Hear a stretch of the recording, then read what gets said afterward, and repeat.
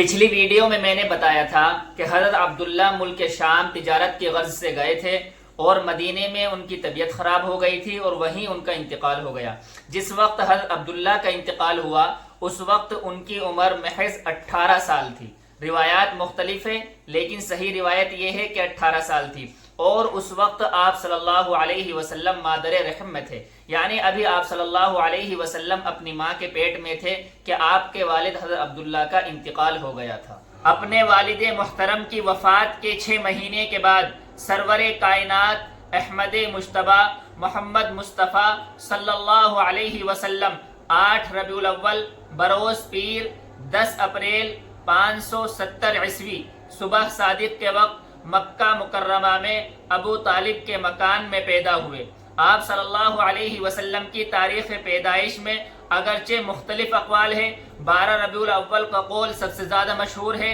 لیکن سب سے زیادہ معتبر اور سب سے زیادہ صحیح قول 8 ربیع الاول کا ہے۔ حضرت عثمان ابن ابی عاص رضی اللہ عنہ کی والدہ فاطمہ بنت عبداللہ فرماتی ہے کہ جس وقت ہمارے نبی محمد صلی اللہ علیہ وسلم پیدا ہوئے اس وقت میں حضرت آمنہ کے پاس موجود تھی، تو جس وقت آپ پیدا ہوئے اس وقت ایک نور نکلا جس سے پورا گھر روشن ہو گیا، اور میں نے دیکھا کہ ستارے زمین کی طرف چلے آ رہے ہیں۔ مجھے ایسا گمان ہونے لگا کہ کہیں یہ ستارے میرے اوپر نہ گر جائے۔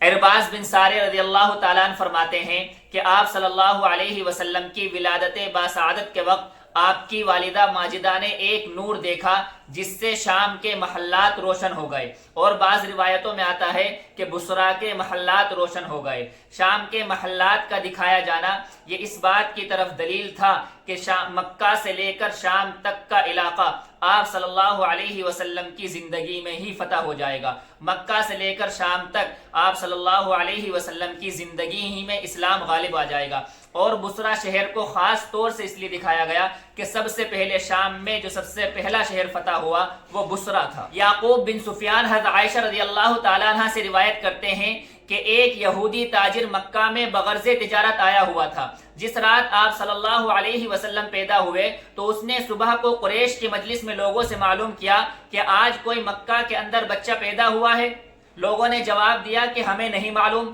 تو اس نے کہا کہ جاؤ پتہ کر کے آؤ کہ آج کوئی مکہ کے اندر بچہ پیدا ہوا ہے یا نہیں، کیونکہ آج رات اس امت کے نبی پیدا ہوئے ہیں، ان کے دونوں شانوں کے درمیان ایک علامت یعنی مہر نبوت ہوگی، اور وہ 2 دن تک دودھ نہیں پئیں گے کیونکہ ایک جنی نے ان کے ہونٹوں پر ہاتھ لگا دیا ہے۔ لوگ اٹھ کر کے گئے اور جا کر کے معلوم کیا تو پتہ چلا عبداللہ ابن عبد المطلب کے یہاں بیٹا پیدا ہوا ہے۔ اس نے کہا چلو مجھے چل کر کے دکھاؤ، میں بھی اس بچے کو دیکھنا چاہتا ہوں۔ جب وہ یہودی آیا اور اس نے آپ صلی اللہ علیہ وسلم کو دیکھا اور آپ کی دونوں شانوں کے درمیان مہر نبوت کو دیکھا تو یہ دیکھ کر کے وہ فوراً بے ہوش ہو کر کے گر پڑا۔ جب اس کو ہوش آیا تو ہوش آ کر کے اس نے کہا کہ نبوت بنو اسرائیل سے چلی گئی ہے، اور اس نے کہا اے قریش گواہ رہنا، یہ بچہ تم پر ایسا حملہ کرے گا جس کی خبر مشرق سے مغرب تک پھیل جائے گی۔